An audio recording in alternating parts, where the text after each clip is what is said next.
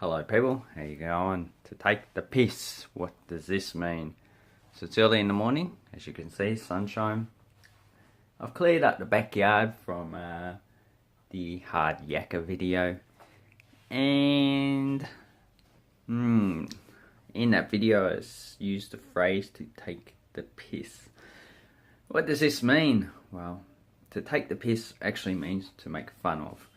So to give an example that we actually like to use in Australia. So someone's got their head shaved. So they had their head shaved and they come in and they're going, oh yeah, I've got my head shaved. And I go, Ahmed, you got your head shaved. What bloody happened? Did a lawnmower win? Did the lawnmower run over your head? So, as you know, lawnmower, it actually cuts grass very low.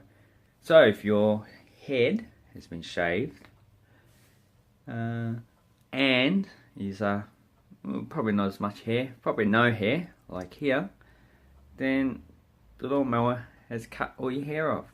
So that's taking the piss out of someone. Or if someone is drinking a latte, you might comment that they're a homosexual, but nothing wrong with homosexuals. Oh, how else you could take the piss? Oh, if someone's having trouble putting a nail into a wall, you can go, gee, you're an expert at putting nails in the wall, aren't you? That's also taking the piss.